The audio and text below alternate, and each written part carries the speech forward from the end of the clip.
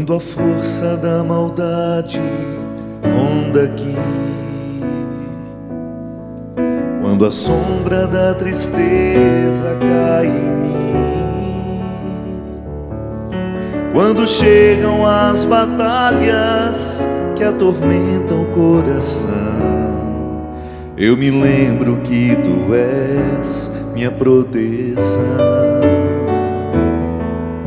Nas pedras das estradas onde andei, nas perdas que enfrentei pra ser quem sou, no pranto derramado, nos fracassos que eu vivi, comigo estavas todo o tempo ali. O teu amor me basta, o teu olhar me alcança, em teu colo sou criança, o teu prazer é me guardar. E sob a tua graça eu ponho a minha vida. Quando eu não tenho saída, tua voz me faz voltar. O teu amor me basta, o teu olhar me alcança, em teu colo sou criança, o teu prazer é me guardar. E sob a tua graça eu ponho a minha vida. Quando eu não tenho saída, tua voz me faz voltar.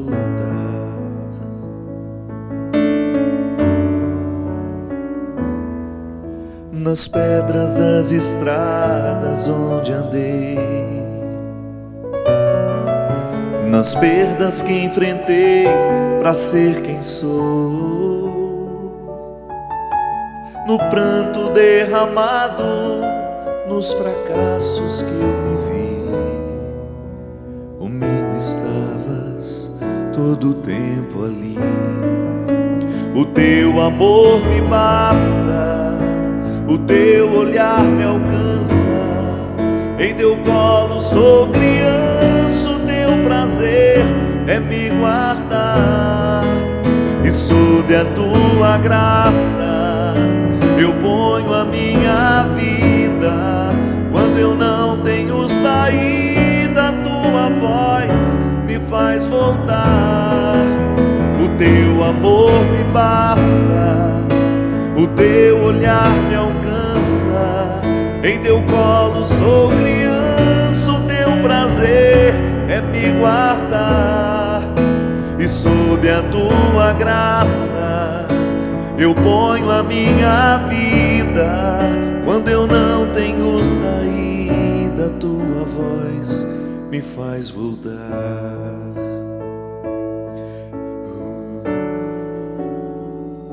Me faz voltar, me faz voltar. Muito boa noite, é com muita alegria que nós começamos ao vivo mais um programa Direção Espiritual, sob essa certeza de que a graça de Deus nos alcança, nos protege, coloca-nos dentro de uma circunstância de cuidado. Aliás, eu acho que é um dos pontos mais bonitos que a fé em Deus pode provocar na gente, é essa sensação de estarmos sempre sob o cuidado. Ainda hoje lá em casa nós falávamos sobre como é difícil na vida de uma pessoa precisar enfrentar a doença, a idade, ou os dois juntos, né? A idade e a doença, sem ter alguém que cuide. É muito triste você ter de experimentar a sua indigência na solidão. O cuidado é uma experiência humana que nos ajuda muito a compreender o amor de Deus por nós. Quando eu sou cuidado ou quando eu sou o cuidador. Quando eu estou num destes papéis, eu tenho uma oportunidade única de compreender o que significa ser cuidado por Deus. Porque a fé nos ensina, e esse conforto nos é dado pela fé, que a graça de Deus é o amor, a misericórdia que antecede toda e qualquer atitude humana. Na teologia nós aprendemos que a graça é o amparo da vida humana. É simples de entender. É como se fosse uma antessala que não nos pertence, mas nos foi dada. Sabe? Ela não é produzida por nós, mas nós podemos frequentar. Não fui eu que construí a antessala. A sala eu estou construindo, que é a minha vida, mas a antessala não. Me foi dada o direito de frequentar. Então me antecede. Santo Agostinho dizia isso, que a graça de Deus, ela nos antecede para que a gente possa amar, até para que a gente possa reconhecer o erro que a gente comete. Santo Agostinho dizia que até para a gente se reconhecer pecador, nós já temos que estar sob o influxo da graça. Então, essa graça, esse favor que me antecede em qualquer atitude. Então, por que eu amo? Porque eu sou anteriormente amado. Por que eu sou misericordioso? Porque anteriormente alguém foi misericordioso comigo. Por que eu devo ser justo? Porque anteriormente me foi dado o direito de conhecer a justiça. Eu não inventei. Eu sempre digo isso para mim mesmo, né? Quando eu vejo o resultado do meu trabalho, quando eu vejo tantas pessoas prestando atenção nas minhas palavras, para não me encher de vaidade e pensar que isso é meu, é só lembrar que eu não digo uma palavra, ainda que eu fale isso de forma diferente, que eu não tenha aprendido no Evangelho, que eu não tenha aprendido com Jesus. Então, o meu pano de fundo é Ele. Foi com Ele que eu aprendi. É com Ele que eu aprendo diariamente aquilo que eu faço questão de ensinar. Sabe por quê? Porque me fez bem. Quando eu descobri que Deus é amor, quando eu tive a oportunidade de conhecer a misericórdia de Deus que nós celebramos no último final de semana, quando eu descobri o significado dessa misericórdia como uma graça que me antecede, e quando eu vi os benefícios dessa misericórdia na minha vida, mas eu quero contar isso para todo mundo. Eu não quero perder a oportunidade, ainda que seja numa graça que eu faço, ainda que seja numa piadinha que eu conto. Eu ter a oportunidade de mostrar que Deus é amor, isso para mim é a minha maior alegria. Despertar o sorriso numa pessoa, trazer alegria para a vida dela, e aos poucos ir contando esse segredo, que para muita gente é segredo e fica segredo a vida inteira, né? Porque às vezes eu encontro pessoas que acreditam num Deus tão legalista, tão cruel, que não sobra nenhum espacinho para misericórdia.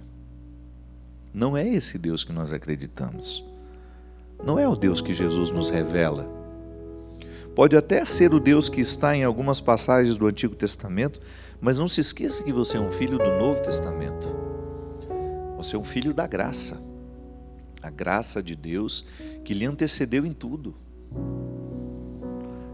É o sustento da sua vida. Então, ter fé é você reconhecer que em nenhum momento você esteve sozinho. Nas pedras das estradas onde andei, nas perdas que enfrentei para ser quem sou, no fracasso que vivi, comigo estavas o tempo todo ali. O teu amor me basta, o teu olhar me alcança, em teu colo sou criança e o teu prazer é me guardar, e sob a tua graça eu ponho a minha vida. Quando eu não tenho saída, a tua voz me faz voltar. Essa música eu compus na pressa, confesso para você. Eu estava terminando o CD Clareou, que nós estamos lançando agora. Inclusive hoje, se você quiser, você pode ligar para adquirir o seu. Está aqui, vai mostrar? Não tem como mostrar aqui, não tem? O CD Clareou está ajudando a Canção Nova a pagar as dívidas neste mês. Isso, está aqui, ó. Pode ligar, 0 operadora 11, não, desculpe. 0 operadora 12 3186 2600. Essa música que eu acabei de cantar está aqui. Quando eu precisei fazer essa música, faltava... Eles queriam que tivesse uma música minha, além das duas que já tinham. Esse refrão já estava me perseguindo há um tempo. Eu queria terminá-lo e não conseguia. E eu me lembro que no dia que eu fiz a música, eu fui fortemente visitado pelos acontecimentos que foram para mim muito difíceis de serem enfrentados. As lutas, as dificuldades, tudo que fez parte da minha vida nos últimos 2 anos. E o que eu achei interessante é que não existia rancor no meu sentimento, sabe? Quando você olha para um passado que foi difícil, mas sem nenhum rancor, sem aquela pretensão de achar que a vida foi injusta comigo, não. Porque eu sei que tudo aquilo eu suportei e eu pude viver, porque Deus estava me amparando. Foram felizes oportunidades, muito difíceis na hora de serem vividas, mas depois que você olha para trás, você percebe que foram oportunidades felizes que você teve de ser carregado por Deus. Porque quando faltam as forças da gente, só a graça nos basta. Você que está precisando enfrentar a perda de um filho, por exemplo, você não tem forças humanas para ver um filho ser sepultado. Quantas vezes eu estive ao lado de mulheres que precisavam sepultar os seus filhos, não existia força humana para isso. É doído demais. E naquele momento, somente a graça de Deus pode nos ajudar, pode nos sustentar. Perder alguém, como é difícil a gente perder alguém. Perder uma mãe, ter de sepultar uma mãe. Mia Couto dizia de maneira tão poética, né? Não há terra nesse mundo que possa sepultar uma mãe. Eu digo que não há terra neste mundo que possa sepultar uma pessoa que a gente ama, seja qual for o papel dela na nossa vida. Seja por uma ligação biológica, pelo sangue igual que nós temos, ou seja, pelo vínculo que a vida nos proporcionou viver. O amor que se estabeleceu e que ficou definitivo. Você ter de sepultar uma pessoa que foi fundamental na sua vida não é fácil, não é brincadeira. Somente quando estamos sustentados pela graça de Deus é que nós damos conta de passar por essas barreiras, por essas tempestades, por essas lutas. Ela nos sustenta, nos dá condições de compreender a fraqueza como uma oportunidade de conhecer esse Deus que nos antecede. Porque é assim, é como se nós tivéssemos esgotado todos os nossos recursos. Eu já dei a minha paciência, eu já dei a minha caridade, eu já dei a minha coragem, eu já dei o meu amor, eu já dei a minha misericórdia e não sobrou nada de mim. Então, Deus vem e me sustenta com aquela reserva, como se fosse o nosso pré-sal, né? Quando você acha que você já esgotou todas as riquezas do solo, você ainda chega ao lugar que não é seu mais, aquela antessala, mas que está à sua disposição como uma reserva para lhe ajudar a prosseguir. Mas o conhecimento dessa graça, o conhecimento dessa reserva, só é possível àqueles que ousam misticamente aprofundarem a sua fé. Porque senão nós vamos ficar dentro de um contexto raso de espiritualidade, sabe, de favores e deveres, de direitos e deveres. Um Deus que nos presta favor, Um Deus a quem a gente faz umas gracinhas com o nosso comportamento, a quem a gente paga algumas promessas, a quem a gente faz algumas orações decoradas. Não, não estou falando dessa religiosidade rasa. Eu estou falando de um mergulho humano, numa compreensão mística, de um Deus que está em nós, que nos orienta, que mexe no nosso jeito de ser e que vai nos ajudando a conhecer essa antessala onde Ele está nos sustentando. Porque se eu vivo o meu cristianismo somente na sala que eu conheço, a sala das minhas virtudes, a sala dos meus empenhos, a sala das minhas coragens, das minhas disciplinas, eu corro o risco de viver um cristianismo sem Cristo, sem Deus, sem graça. E à medida em que eu vou perdendo o meu vício, a minha vitalidade, o que me sobra? É aí que muito desamparo se estabelece. É aí que muita fé, que parecia fé, cai por terra quando você percebe que não há Deus naquela história. Há apenas uma busca de si mesmo, que parece religiosa. Porque chegar a essa antessala é o quarto dos fundos, né? Isso em hebraico chama-se debir.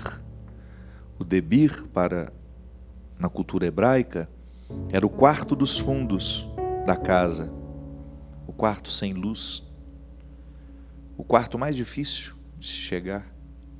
E depois essa palavra foi colocada no contexto do templo. O templo de Herodes, quando ele foi construído, o debir era o santo dos santos, o lugar onde o sacerdote só entrava uma vez por ano. Interessante isso, né? O lugar onde o sacerdote entrava apenas uma vez por ano era separado da sala do templo. Eram 3 salas, separado por uma cortina, e ali havia a prevalência de um mistério. É disso que nós estamos falando.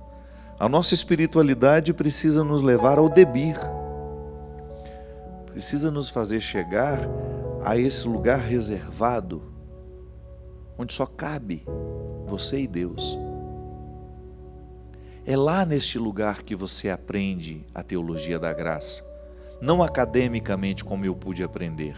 Não estou falando de estudo acadêmico.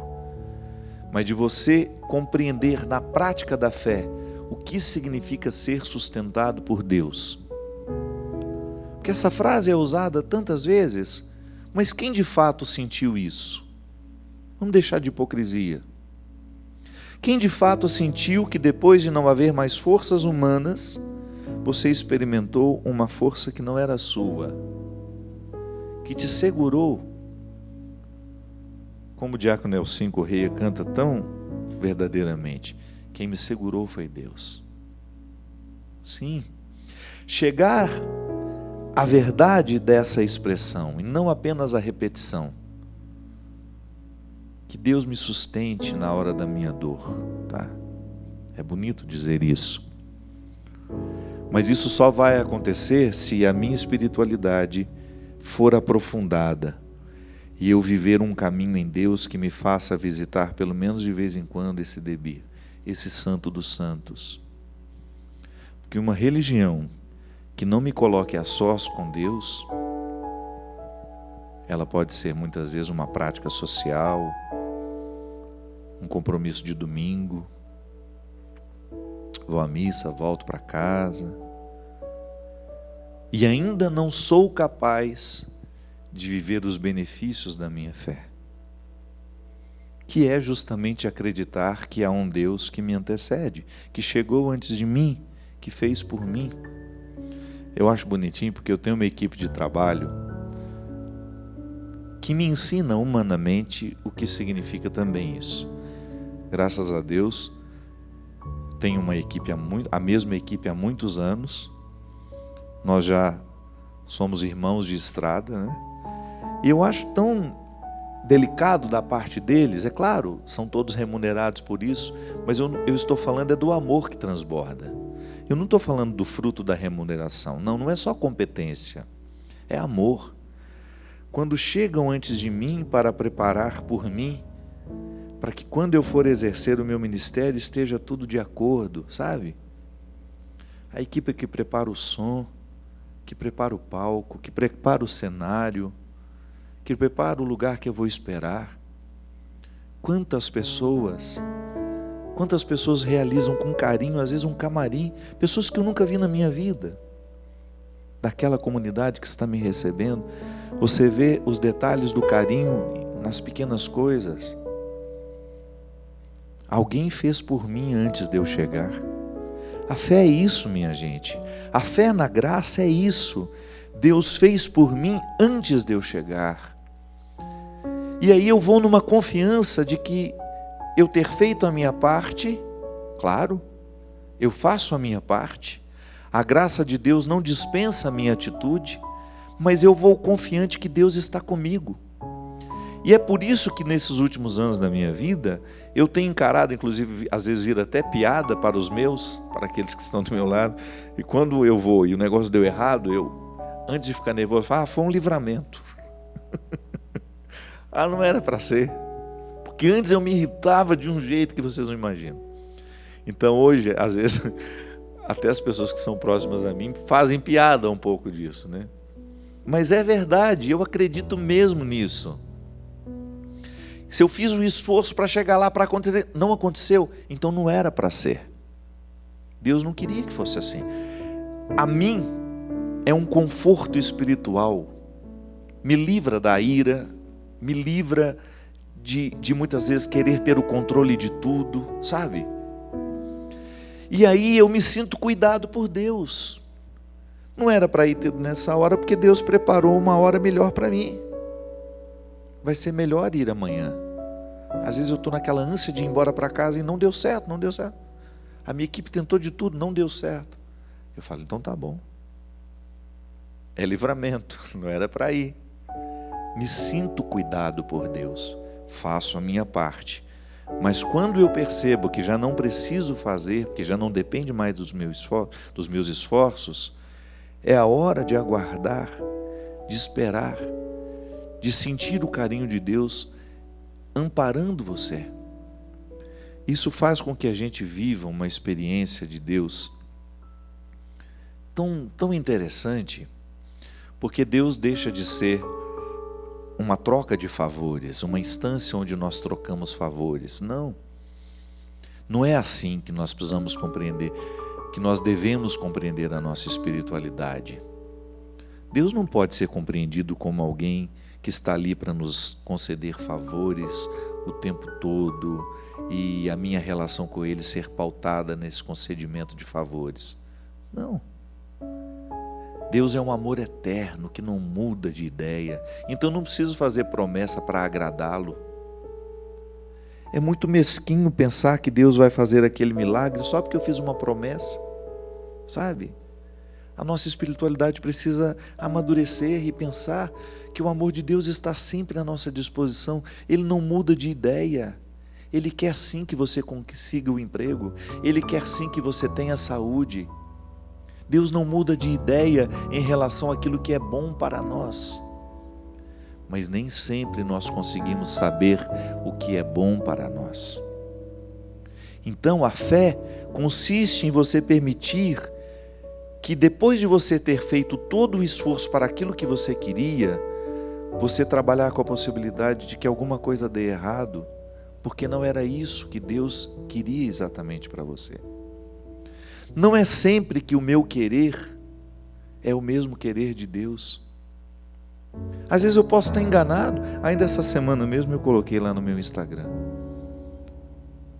Nem sempre o desejo é confiável. Porque o meu desejo pode estar a serviço do que eu quero e não daquilo que eu de fato necessito. Então eu rezo, faço promessa, faço isso, faço o meu esforço e o negócio dá errado, eu fico decepcionado com Deus. Não, pelo amor de Deus. Por amor a Ele, a nossa espiritualidade precisa ser madura. Fazemos o nosso esforço, nós rezamos, nos empenhamos, mas Deus não aceita moeda de troca. Isso é mesquinho demais. Deus não é mesquinho igual nós somos, viu? Se nós precisamos de moeda de troca para poder fazer favor a alguém, Deus não é assim. Deus é graça, Deus é amor, Deus é misericórdia. E não adianta tentar negociar com Ele, porque Ele não muda de ideia, Ele só quer o nosso bem. E se não acontece de acordo com o que nós esperávamos, pode ser que aquilo que nós tanto desejávamos não é o melhor para nós. Deixa que o tempo lhe responde. Quantas pessoas insistiam, ficavam até magoados com Deus, e depois percebiam que aquilo que havia acontecido, que aquilo que havia sido negado, era na verdade um favorecimento. Volto a dizer, precisamos ter muita maturidade espiritual para compreender os nãos da vida, as perdas, os sofrimentos e as lutas. Nós vamos para um rápido intervalo e a gente volta já já com o programa Direção Espiritual. Aproveita o intervalo, liga aqui, faça o pedido do CD Clareou e ajude a Canção Nova nesses meses de maio e junho, né, que vão ser dos meses da campanha, não é isso? Com o CD. Esse produto vai estar especialmente na programação dos pagamentos da Canção Nova. Se Deus quiser, nós vamos ajudar a Canção Nova, você levando esse CD para sua casa, clareando a sua vida com músicas que marcaram de maneira muito positiva esses últimos 3 anos da minha história, que eu tenho certeza que Deus vai visitar você também através dessas canções. Aproveite o intervalo, faça a sua ligação para que você possa receber já já o CD Clareou aí na sua casa. Daqui a pouquinho a gente volta.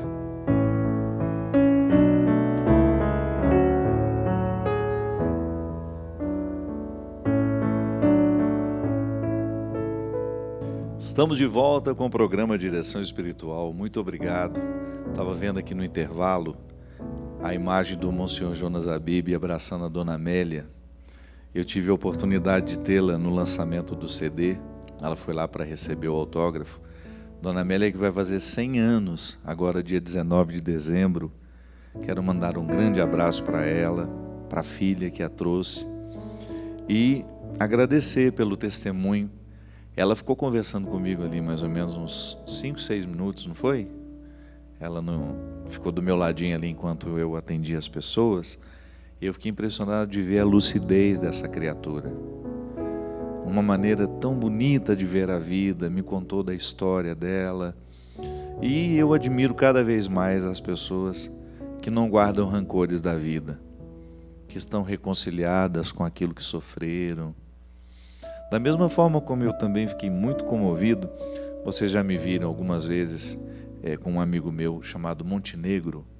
Marcos Montenegro tem um trabalho, ele agencia muitos artistas no Brasil, e eu conheci o Marcos Montenegro há muitos anos, quando Marília Pêra gravou o meu livro, Mulheres de Aço e de Flores. Inclusive Marília ia fazer o livro no teatro na época, mas aí ela veio a falecer. O Marcos era o empresário da Marília, então nós ficamos muito amigos. Hoje é um grande irmão que eu tenho um carinho imenso por ele. E ele me apresentou uma tia, há mais ou menos uns 2 meses, eu agora não vou me lembrar o nome dela. Eu só sei que essa tia dele, sentada à mesa conosco, começou a contar um pouco a vida dela. E teve um determinado momento, uma vida muito difícil, um filho que morreu atropelado, o único filho que ela tinha, contou os detalhes assim de como ele foi morto, era um músico, não tem muito tempo que isso aconteceu. E uma senhora já de 80 anos, mora sozinha, toma o seu ônibus lá no Rio de Janeiro, mora na Tijuca. Tem uma vida absolutamente ativa, embora já seja uma pessoa de idade. Não admite que a idade lhe imponha, né, mais limites do que deve, não se entrega. E eu achei muito interessante que houve um determinado momento da vida, da conversa, em que ela parou, olhou para nós assim, estava eu, a Bia, o Antônio Henrique, o Cacau, o Marcos, o filho, eu acho que o filho da Bia, o Bernardo, estava com a gente também, e de repente ela, a mãe do Marcos também, E de repente ela falou assim: mas tudo isso, Padre Fábio, que eu vivi, eu não tenho nenhum rancor com a vida. A vida não me deve nada. Eu estou em absoluto estado de harmonia com tudo que me ocorreu, com tudo que me aconteceu. Às vezes saio da minha casa, alguém diz assim: cuidado que você pode ser assaltada. E ela muito bem humorada também, porque o humor ajuda a pessoa a envelhecer bem, né? Ela diz: se me roubarem alguma coisa é porque ele está precisando mais do que eu. O ladrão, eu não tenho medo dele, ele é meu irmão. E às vezes ele está sofrendo necessidades que eu desconheço.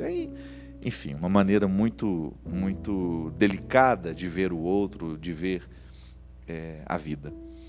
E eu fico admirado de encontrar pessoas assim, que tenham essa facilidade de compreender tudo o que lhe ocorreu,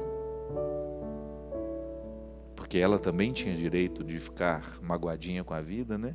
Chateadinha. Tinha o direito de querer parar, mas não. E ali você identifica exatamente quando uma fé é capaz de gerar uma atitude assim de confiança. Ela confia em Deus. Ela confia, sempre confiou, e isso fez diferença na maneira como ela interpretou as suas perdas.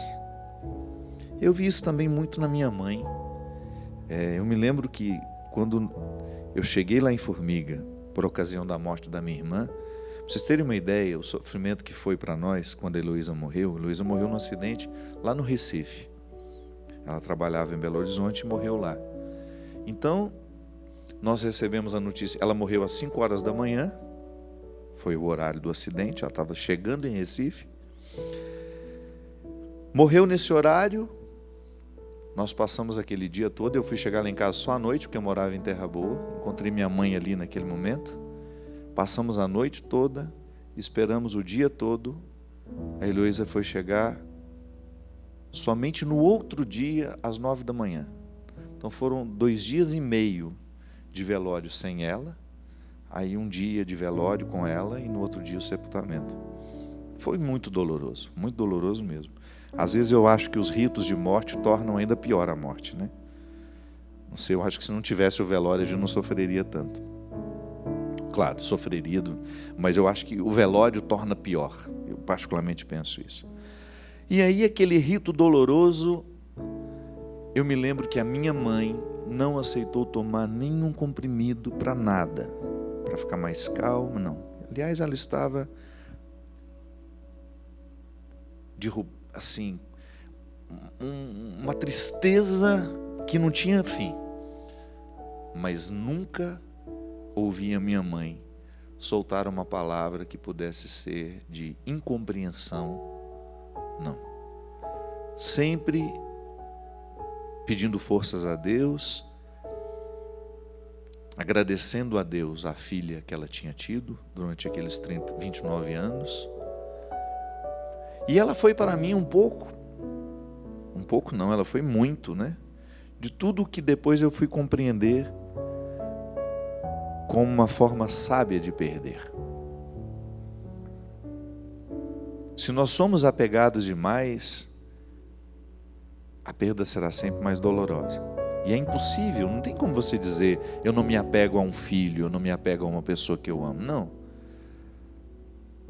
Agora, é impressionante como o não guardar rancor com a vida faz com que a pessoa tenha condições de se recuperar. Porque é dramático, é doloroso demais para todos nós que perdemos.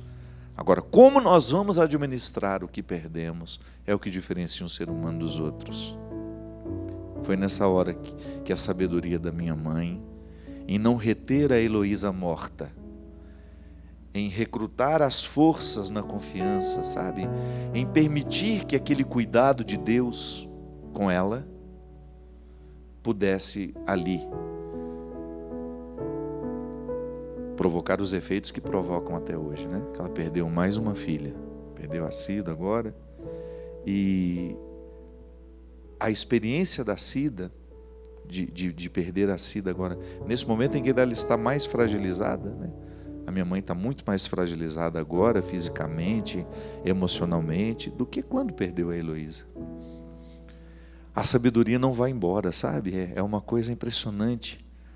A sabedoria não envelhece, ela só nos aperfeiçoa. Tanto é que quando eu falei com ela pelo telefone, né? Falei, mãe, se a senhora quiser, guarde da Cida a lembrança do tempo em que ela estava viva. Não precisa ir lá. E ela me disse assim, não, meu filho, eu vou lá para me despedir dela. Eu vou lá para dar um beijo nela. Ali eu vi a grandeza da minha mãe, né? E não admitir o caminho mais fácil. Que eu confesso para vocês que eu fiz questão de não ir, de não chegar a tempo. Foi uma coisa tão interessante porque a Cida foi uma das irmãs que eu mais tive uma ligação muito forte e ao mesmo tempo foi muito doentia também, sabe? Porque eu acatei muito o fracasso dela para mim durante muito tempo. E depois, Padre Wilson, que foi o meu terapeuta há muito tempo, ele me ajudou a vencer isso. Ele falou assim, você faz mal à sua irmã com o seu excesso de cuidado, da mesma forma como ela faz mal a você. Você precisa viver a sua vida. E depois disso eu acabei vivendo aquilo que justamente a gente faz, né? Em dizer, o problema é dela, eu vou ajudar naquilo que eu posso. E quando eu soube que ela tinha morrido, eu fiquei assim muito dividido, que ao mesmo tempo que eu queria, eu não queria. E quando eu saí da minha casa de carro, não tinha outro jeito de ir. Quando eu cheguei na estrada, tinha um acidente na Fernão Dias, que não me permitiu, ficamos parados muito tempo, e eu não consegui chegar em tempo para o sepultamento e não podia esperar. Então eu confesso para você que foi um alívio não ver minha irmã morta. Foi um alívio. E eu confesso para você que foi o caminho mais fácil e que depois eu me culpei por ter escolhido o caminho mais fácil. Quando eu, no outro dia de manhã, primeiro quando eu cheguei lá em casa, né, que eu encontrei minha mãe, que eu deitei no colo dela, que eu fui consolado por ela, né? É estranho como a relação se inverte, né? Eu sou o padre da casa. Mas ali naquela hora não, fui só o filho mais novo, precisando viver a dor de ter perdido uma irmã de uma maneira tão trágica, de não ter sido quem eu poderia ter sido no final, enfim. Aí quando eu deitei no colo da minha mãe, que eu fui só o Fábio dela, Fabinho como ela me chama, minha mãe nunca me chamou de Fábio, sempre Fabinho. E aí quando eu fui só esse Fabinho que eu podia ser, a minha mãe me deu ali o que teologias não me deram.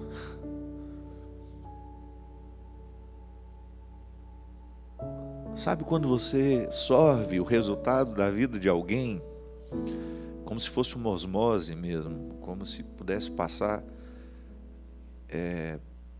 assim, pela força do toque, daquele carinho no meu cabelo, na minha cabeça.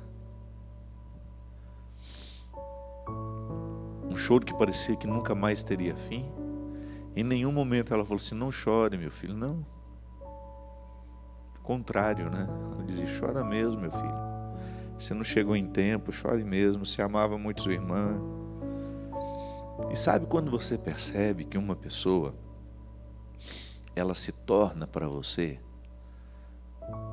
um referencial de coragem, de fé, de uma confiança nessa graça de Deus, que você não precisa mais de livros, Sabe, como se você chegasse à conclusão de que tudo o que você precisava saber sobre confiança em Deus, você viu naquela hora. A minha mãe me ofereceu ali. E é tão sofisticado crer em Deus a partir de pessoas.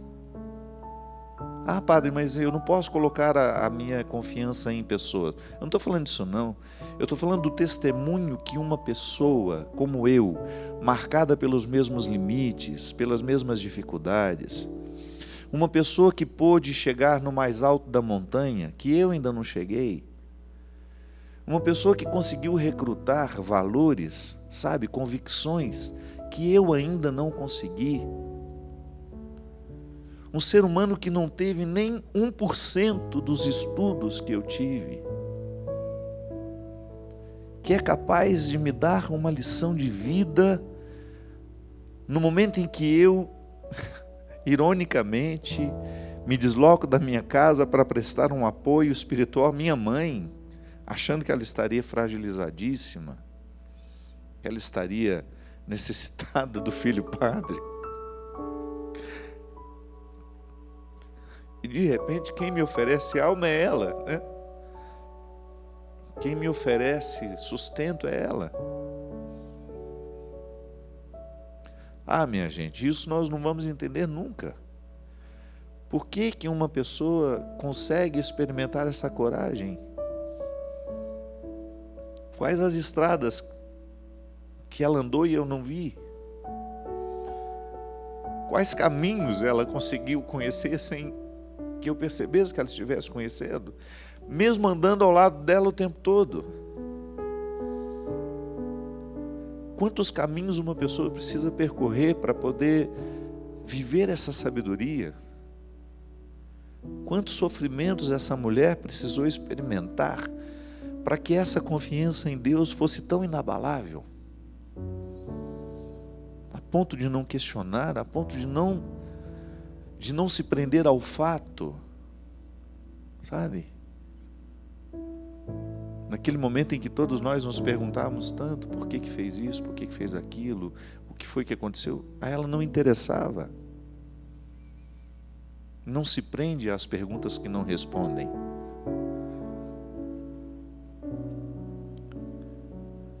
Essa sabedoria, minha gente, que a fé é capaz de nos dar,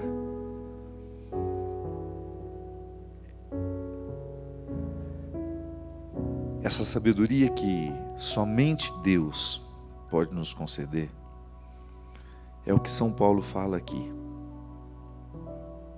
Na segunda carta de Coríntios, capítulo 12, versículo 7, ele fala: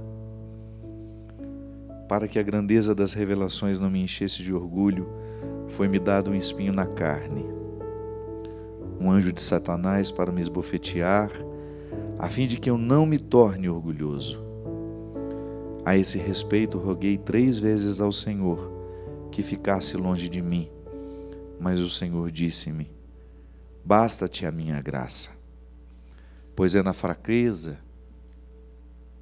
que a força se realiza. Pois é na fraqueza que a força se realiza plenamente. Por isso, de bom grado, me gloriarei das minhas fraquezas, para que a força de Cristo habite em mim. E me comprazo nas fraquezas, nos insultos, nas dificuldades, nas perseguições e nas angústias por causa de Cristo. Pois quando sou fraco, então sou forte. Aí você experimenta, quando você precisa recrutar a sua coragem e você identifica que ela não é o suficiente. Sim, no outro dia, quando eu fui lá na sepultura, quando eu fui lá viver a minha despedida da minha irmã, quando eu precisei falar com ela, que você precisa desse rito, das finalizações, né, para você continuar vivendo de uma maneira pelo menos suportável. Você precisa acomodar dentro de você, precisa dizer, fingir que ouviu, precisa dizer. Quando eu fui lá, quando eu fiquei a sós, eu tentei achar essa coragem, eu não tinha. Pedi perdão pela minha fraqueza, só isso. Você também. Certamente você, em alguns momentos, você busca coragem em você e você não encontra.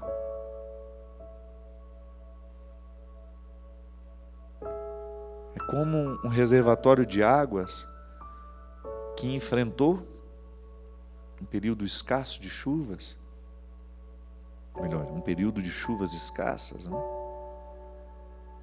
Não teve na hora da sede, faltou água. Às vezes nós precisamos enfrentar algumas situações da vida e os nossos recursos humanos não são suficientes. E aqui entra a dimensão da fé. Porque mesmo que eu não sinta, porque isso é importante salientar, naquele momento em que eu estava ao lado da sepultura, eu não sentia coragem, mas a minha convicção, que a minha mãe havia me dado antes ali, através de um testemunho, um dia antes, algumas horas antes, nem foi um dia antes, algumas horas antes, porque o meu encontro com ela, eu saí de casa às 14h, eu consegui chegar lá em casa 21h, quando eu deitei naquele colo, e 8 e pouco da manhã eu estava ao lado daquela sepultura. O que eu tinha experimentado ali naquele colo me sustentou naquela hora em termos de convicção, mas eu não me senti encorajado para estar ali. O que me fez estar ali foi uma convicção misteriosa que aquela mulher me deu em seu colo. Um testemunho que me fez ir adiante, que me fez pensar, eu tenho de estar aqui agora. Eu tenho de viver esse momento. Eu não tenho coragem, mas Deus tem por mim. É aquela antessala, sabe? É a história da antessala. Essa sala que eu tenho não é o suficiente para eu viver o momento. Mas então eu dou um passo atrás e ocupo o espaço da antessala que não é meu, mas que está à minha disposição. Eu sei que a vida também é dura com você. Eu sei que você também precisa enfrentar situações ainda piores do que essa. Eu sei que suas perdas são muitas, suas lutas não são poucas.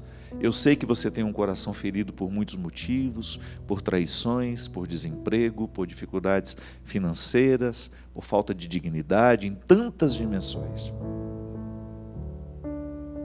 E eu estou aqui para, junto com você, viver esse desafio de descobrir essa antessala que Deus prepara para nos dar sustento toda vez que a vida fica difícil para nós.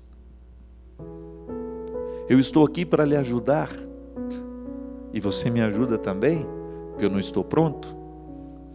Eu estou aqui para lhe recordar aquilo que minha mãe me ensinou no colo dela, ali, sem dizer uma palavra, só permitindo o meu choro, só permitindo o meu desespero, que Deus só enxuga as nossas lágrimas depois que a gente chorou o suficiente.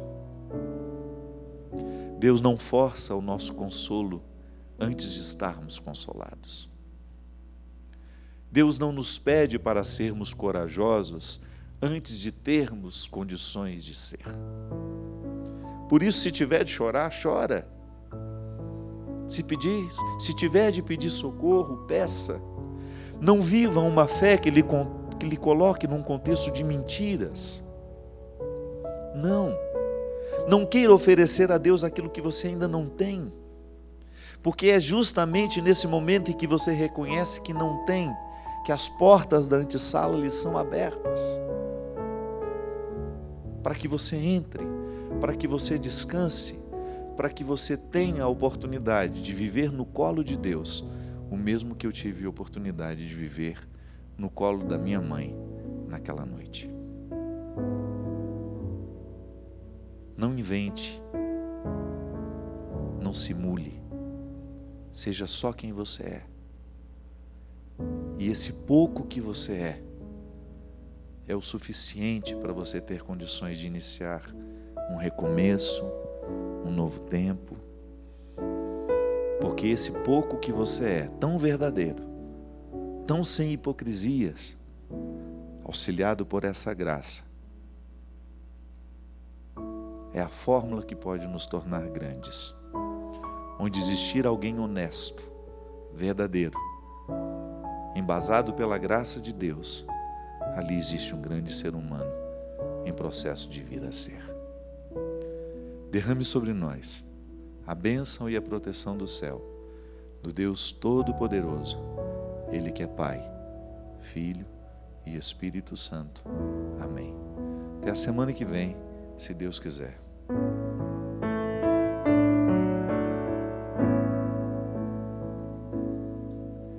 Nas pedras das estradas onde andei, nas perdas que enfrentei para ser quem sou, no pranto derramado, nos fracassos que eu vivi, comigo estavas todo o tempo ali. O teu amor me basta, o teu olhar me alcança, em teu colo sou criança, o teu prazer é me guardar. E sob a tua graça eu ponho a minha vida. Quando eu não tenho saída, a tua voz me faz voltar. O teu amor me basta, o teu olhar me alcança, em teu colo sou criança, o teu prazer é me guardar. E sob a tua graça eu ponho a minha vida. Quando eu não tenho saída, a tua voz me faz voltar.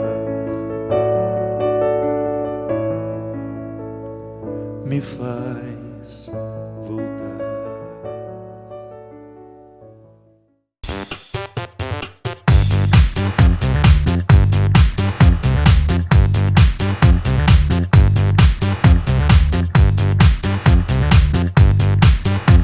CançãoNovaPlay.com. Assine já!